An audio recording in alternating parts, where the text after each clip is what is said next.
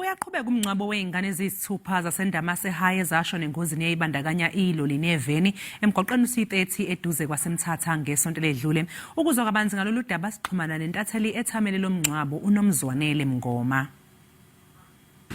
Mandibulise sisenqileni nalapho kuqhutywa isingcwabo sabantwana abayi-6 baseNdamase High School abathe bangena kwingozi ngomhla we-14 walenyanga basweleka. Siyeva ke into yokuba abantwana bebebandakanyekile kulaa ngozi bayi-18 kodwa abathe basweleka bayi-6. Namhlanje ke sime noceba wale ndawo nobe khona mhla kusenzeka le ngozi wancedisa i-paramedics, wancedisa ekuseni ezindaba zibuhlungu kwintsapho.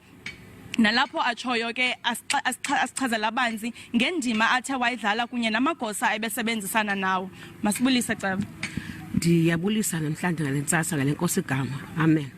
Khasichazele ceba into yokuba kwenzeke ntoni ngalamini, indlela ebenisokola ngayo ukusa ezindaba zibuhlungu kwezintsapho. Siye sasokola cause siyacinga xa umntana umthumele esikolweni kuse kubuye umphanga kungabuyi yena akululanga.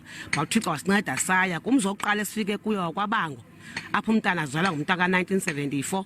Sifike xa sichaza umntana ngabuyanga bestafini wamanga enyawo umama wathi notho wakhe umntwana.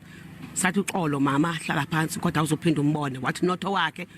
Sabona batyini akuzuba mnandi lemizimba imithandazo bathi uThixo uyasincedisa xa sibaceleke ngobantu basichaza umphanga nomngcwabo sawucela udibane bathi abazali ingathi ngokubohluthwe lamalungelo wabo bathi uThixo wasinceda umoya sawuthamba wafika nomphathi wa-education babaxhela baphansi kakuhle bazovuma sazi bake ngobavumile xa bexaxisela ngabo.